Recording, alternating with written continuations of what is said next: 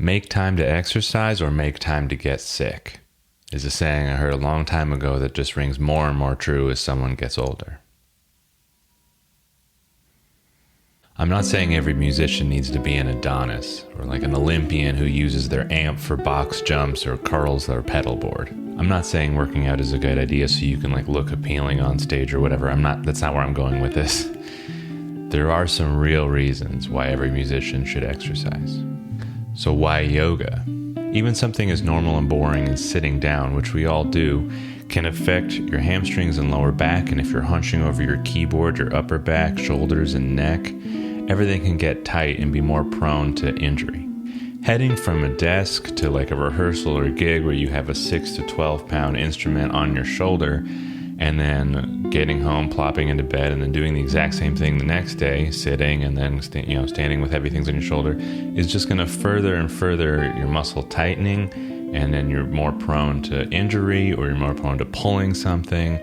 Plenty of things that can go awry with stretching just being a simple solution. A simple 10 to 30 minute yoga session, I don't mean like power yoga or any of that, I mean just stretching, can do wonders to avoid tension and, avoid the worst case scenario, which is an injury.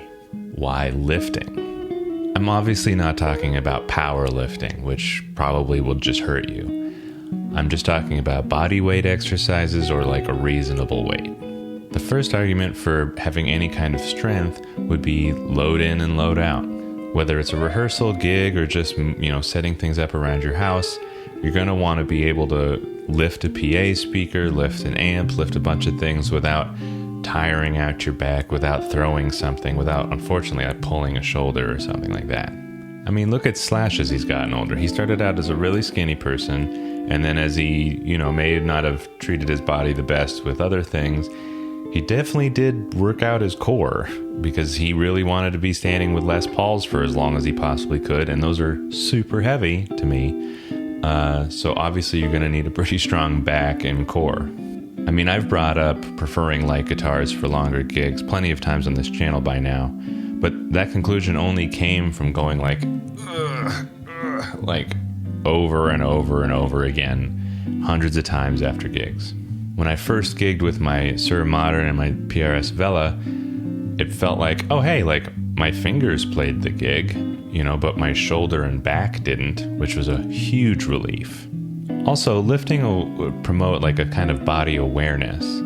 So like people who get repetitive strain injuries from their hands or anything like that, or their forearms get tired, you'll just be more aware of it, how to fix it, when you need to take the rest, how much can you push, etc. Tendinitis, bursitis, repetitive strain injury, these are all things that can happen when you just don't really know your body and you're asking it to do things without proper technique, without proper rest, etc. Why cardio? Nobody loves running, especially in the beginning, but just ride a bike or do some circuit training. Venue food is not that healthy, and there's been enough stories from touring musicians that are like, I went out on tour and gained a bunch of weight because I sat all day and then ate like garbage, drank a bunch and then sat all day and then blah, blah, blah, blah, blah, blah, blah, and it's the same thing. A low-ish resting heart rate and the ability to recover your breath quickly just feels better than being out of breath for slight things or, running across the stage and then being like, and then having to take a minute. All that being said, you might say, hey, but there are some really famous fat and super fat musicians. And I'd be like, yeah, you're totally right.